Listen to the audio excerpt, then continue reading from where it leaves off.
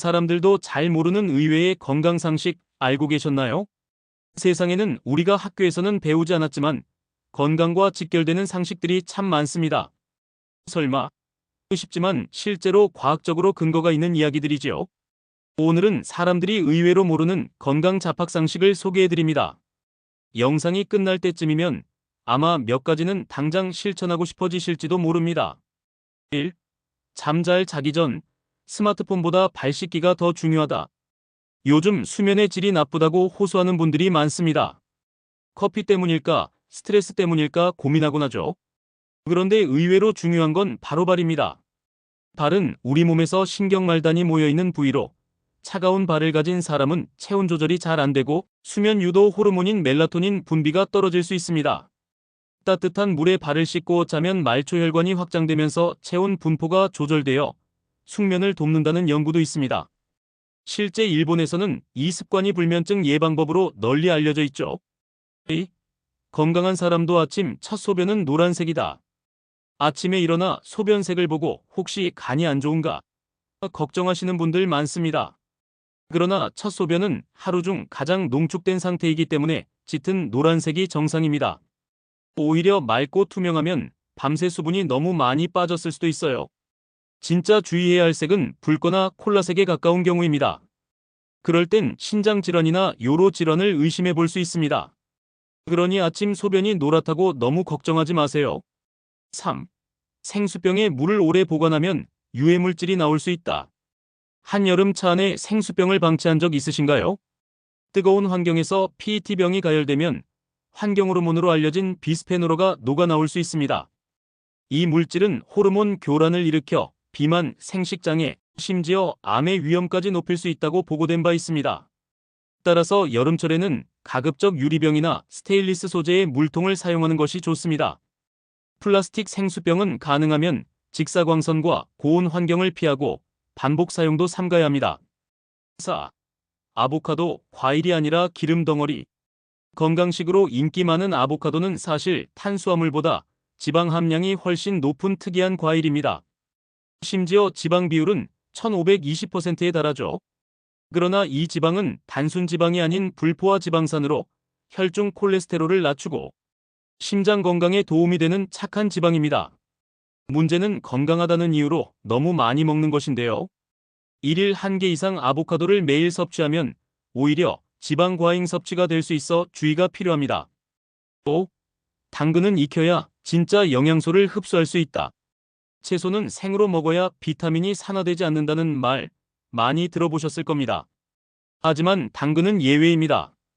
당근의 주요 영양소인 베타카로틴은 지용성이기 때문에 기름에 살짝 볶거나 익혀야 흡수율이 높아집니다. 생으로 먹을 때보다 23배 이상 흡수가 잘 된다는 연구도 있습니다. 또한 당근을 익히면 식이섬유가 부드러워져 소화가 쉬워지며 위장 건강에도 더 이롭다고 알려져 있죠. 6. 배고플 때 커피 마시면 오히려 살이 찐다. 공복에 마시는 커피, 특히 달지 않은 블랙커피는 살이 빠진다고 생각하는 분들이 많습니다. 하지만 공복 상태에서 커피를 마시면 스트레스 호르몬인 코르티솔 수치가 급격히 올라가고 이 호르몬은 지방 저장을 유도합니다.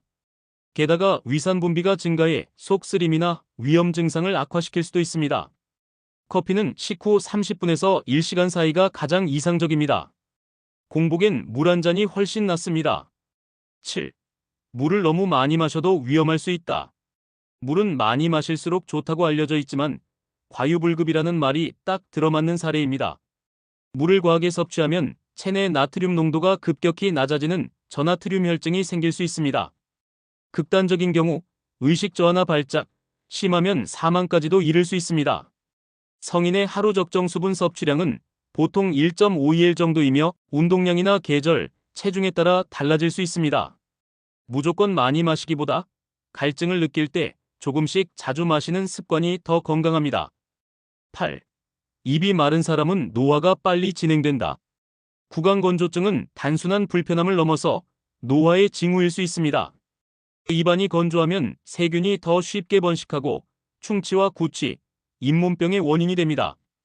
뿐만 아니라 타액에는 면역물질과 소화효소가 포함되어 있어 전신 건강과도 깊은 연관이 있습니다.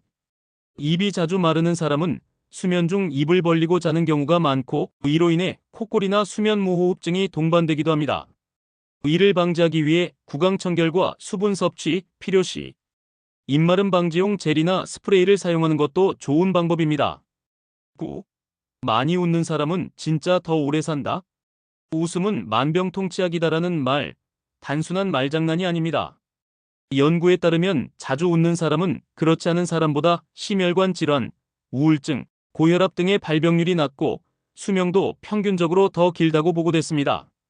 웃을 때 뇌에서 나오는 세로토닌, 엔도르핀 같은 호르몬은 스트레스를 줄이고 면역력을 올려주는 효과가 있습니다. 하루 한 번이라도 진심으로 웃을 수 있다면 그것만으로도 약이 되는 셈입니다. 10. 감기약은 감기를 치료하지 않는다. 마지막으로 많은 분들이 오해하는 대표적인 건강상식, 감기약은 감기를 치료하는 것이 아닙니다. 감기의 원인은 바이러스이지만 감기약은 바이러스를 없애는 것이 아니라 열, 콧물, 기침 같은 증상을 완화하는 대증요법일 뿐입니다. 바이러스는 보통 몸의 면역 시스템이 스스로 제거하게 되며 충분한 휴식과 수분 섭취가 가장 효과적인 치료법입니다. 항생제는 바이러스가 아니라 세균에만 효과가 있기 때문에 감기에 쓰면 오히려 내성균을 만들 수 있어 주의해야 합니다. 마무리하며 어떻게 보면 당연한 것 같지만 막상 주변 사람들에게 물어보면 의외로 모르는 건강 상식들 꽤 많지 않나요? 오늘 소개한 내용들은 모두 과학적으로 근거가 있는 이야기이니 일상에서 한두 가지씩 실천해 보시길 권해드립니다. 작은 습관 하나가 건강한 인생에 큰 변화를 만들 수도 있으니까요.